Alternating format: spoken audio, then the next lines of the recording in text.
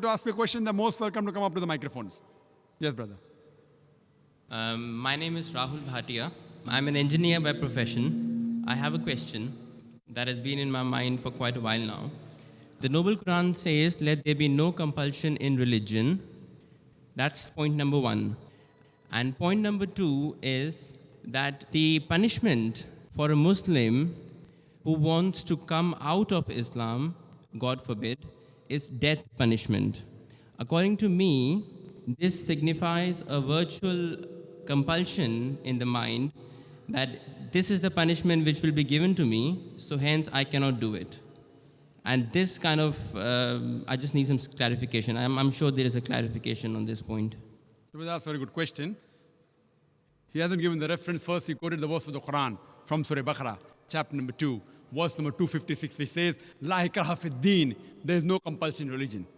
And that is part of the deen, that you cannot force anyone, you cannot compel anyone with the point of the sword or the point of the gun. His next question is that if any Muslim leaves his religion and becomes a non-Muslim, becomes an apostate, then the penalty is death. So isn't this a sort of compulsion? Before I give the answer, I would like to mention that every country has its own law, its rules and regulation. And most of the countries, one of the highest punishments is for treason.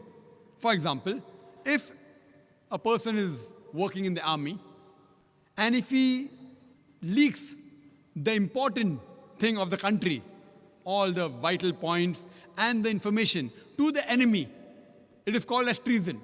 Most of the countries, if anyone does treason, sells the important blueprints and documents of the country to the enemy, many of the countries, the death penalty, many of the countries have life imprisonment. So now if I tell that what kind of a country is this, in where I'm compelled by the country not to do certain things, what is wrong is wrong. So here also, if a Muslim becomes a non-Muslim, it's only in the Islamic state of law if that Muslim who becomes a murtad and then propagates his new faith and deceives the people, that's the time this penalty is put. For example, if in a school, if I appoint a teacher, mathematics teacher, she is teaching 2 plus 2 is equal to 4, then tomorrow she teaches 2 plus 2 is equal to 5. So, but naturally I won't keep her in my school. The same way, the punishment for such a murtad in an Islamic state, it is death. This will not be called as compulsion. It will be a person who has strayed away from the truth to the falsehood. But as far as making anyone accept Islam, no Muslim can force any non-Muslim to accept Islam at the point of the sword or at the point of the gun. What we have to do is we have to convey the message. If you like it, you accept it. If you don't like it, no problem.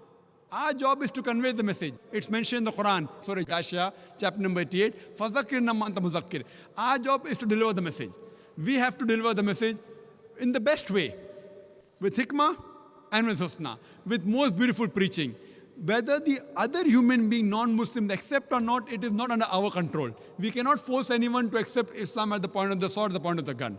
But that what you're talking is a different case in a state of Islamic law. Like as I gave an example where a person working in army, if he sells the secrets of the country, then the penalty is somewhat similar. Hope that answers the question, brother. Right, okay, yeah.